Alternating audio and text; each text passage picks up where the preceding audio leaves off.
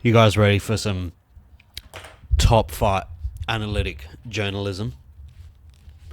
Because you're not going to get it. Alright, so as the title says, I am so excited, by the way, for UFC 319 this Sunday, Australia time. Dricus Du Plessis, Khamzat Chimaev, Aaron Pico, Lerone Murphy, fucking Prates, Neal. It's just such a stacked card. But I've been watching a lot of breakdowns, and I've been watching a lot of content around this fight, such as like weighing in and these types of things. And although I feel like everyone knows Khamzat obviously has the ability to go out there and maul him, I think some of them have also forgotten how exceptional he is.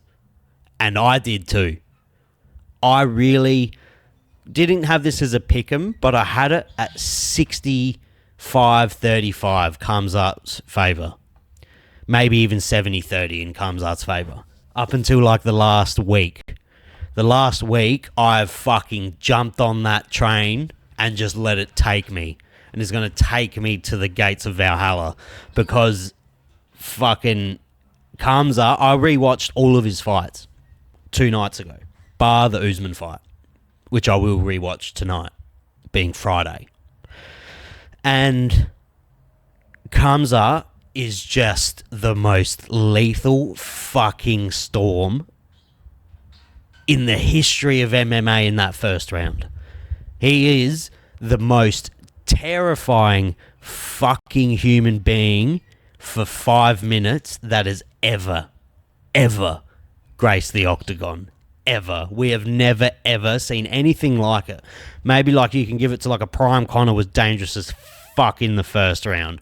But it's so different with Khamzat. He is just this fucking intimidating aura where I honestly believe in the lead up to the fight, he would be the most daunting challenger to have opposite you. Because you know as soon as that bell rings, you are just going to have to fight tooth and fucking nail for your life, or he's going to take it from you. He's just terrifying. Just all of his fights, man, that single leg where he just dives onto your leg. And his transitions, like in the Kevin Holland fight, I was just in astonishment watching that. I could rewatch that scramble, and not even as a really big wrestling or jiu-jitsu fan or a grappling fan, like just appreciating how fucking athletic that bloke is. He did basically a backflip to fucking keep Kevin Holland, to stay on Kevin Holland's back and maintain position.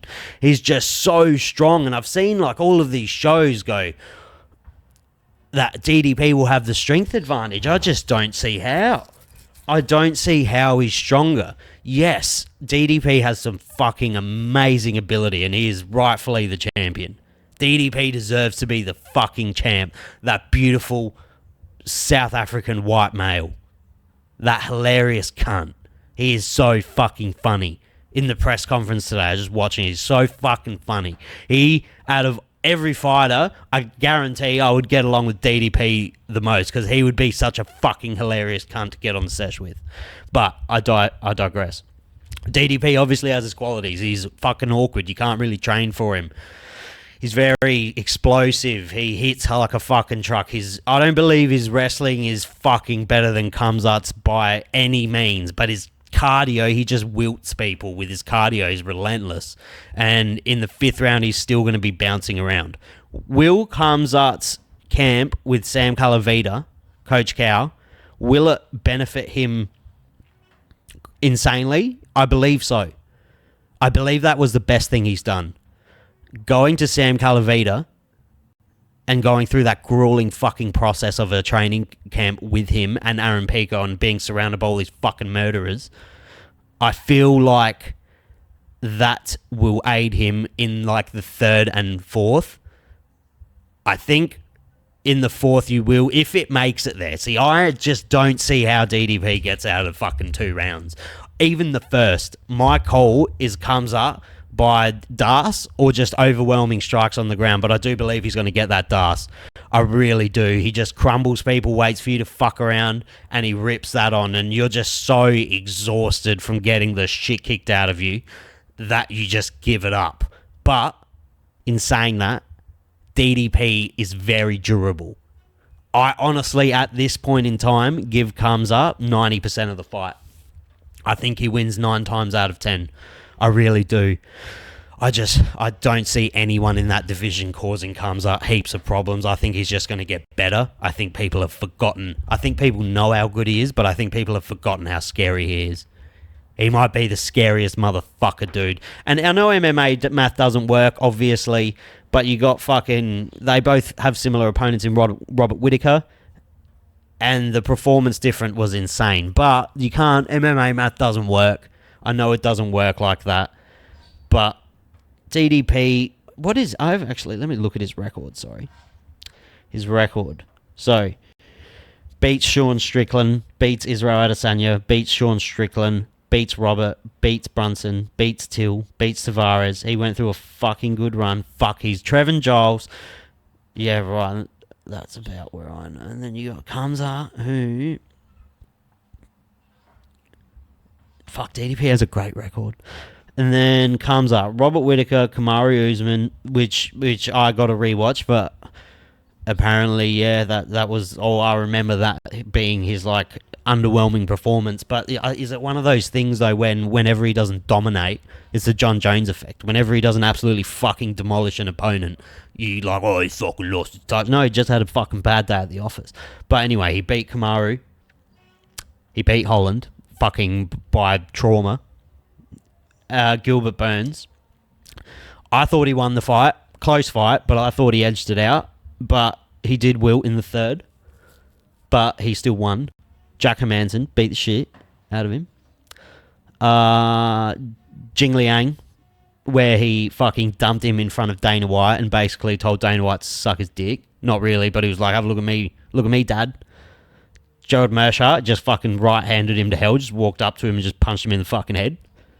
McGee probably copped like one of the most fucking insane beatings of all time. Actually, I'm wrong. Phillips fucking copped it really bad. I'm pretty sure he had like 150 fucking strikes landed on him. The uppercut from Ikram. One thing I will say.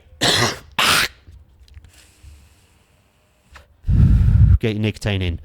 One thing I will say. DDP knows he's getting taken down, which is good.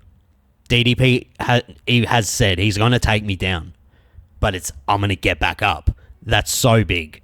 Knowing you're going to fucking get taken down and not fearing it probably is the best thing that you can do, because he's going to dive on your legs and you're going to feel it. But if DDP can throw some funky shit up the middle, just a fucking...